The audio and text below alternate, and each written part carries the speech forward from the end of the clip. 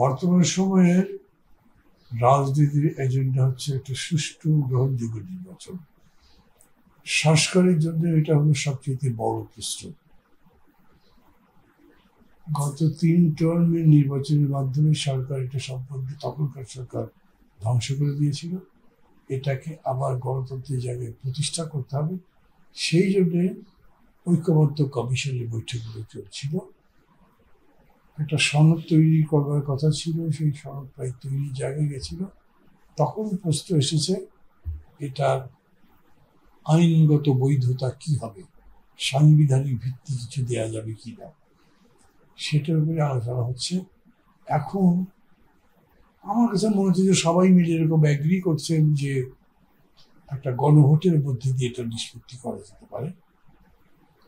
তবে সাংবিধানিক বিশেষজ্ঞ কমিটি যেটা সাজেস্ট করেছিলেন যে এটার জন্য একটা সরকারের পক্ষ থেকে বিশেষ সাংবিধানিক আদেশ লাগবে, মনে হয় সেটার জন্য স্বেচ্ছার দরকার পড়বে না। সবগুলো রাজনৈতিক দল বললে যদি একমত হয় এই ব্যাপারে যে আমরা গণভোটের মাধ্যমে এটা নিষ্পত্তি করবো, তাহলে এই সমস্যার সমাধান এভাবেই হয়ে যেতে পারে। আমরা গণতন্ত্র মঞ্চের পক্ষ থেকে আরও 3টি রাজনৈতিক দল, এনসিপি, এবি পার্টি, গণ অধিকার পার্টির সাথে কথা বলেছি। আমরা এরই ভিত্তিতে সবার সাথে কথাবার্তা বলতে শুরু করব। সর্বশেষ আমাদের বৈঠকের দিনে বিএনপির পক্ষ থেকে সালাউদ্দিন আহমদ এরকম ইঙ্গিত দিয়েছিলেন যে তারাও সবার ঐক্যবদ্ধের স্বার্থে গণভোট বেরিয়ে নিতে পারে। এর উপরে কাজ করছি আমরা আশাবাদী আছি যে এর ভিত্তিতে একটা ঐক্যবদ্ধ গড়ে তুলতে পারবো এবং তার ভিত্তিতে দেশে ওই গ্রহণযোগ্য নির্বাচন হবে, যার প্রত্যাশায় আমরা সংস্কার সহ সার্বিক কর্মকাণ্ড পরিচালনা করছি। বান্ডেল থাকলে প্রতি সেনমানিতে টাকা বাঁচবে।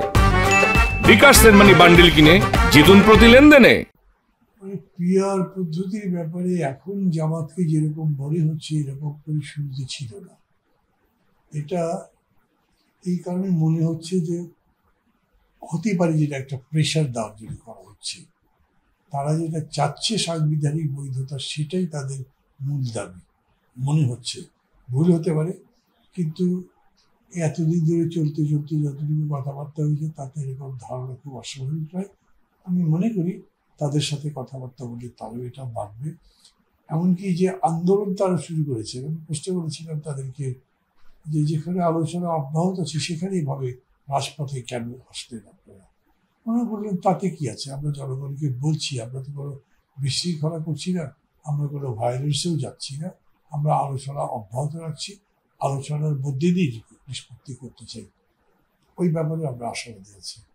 না, আমার কাছে মনে হয় না যে বর্তমান সময়ে পিআর পদ্ধতি চালু করা যাবে, কোনোভাবেই যাবে না।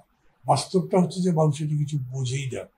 এটাও নিশ্চয়ই জামাত সহ যারাই বলবেন তাদের এটা বোঝার মতো অভিজ্ঞতা আছে বলে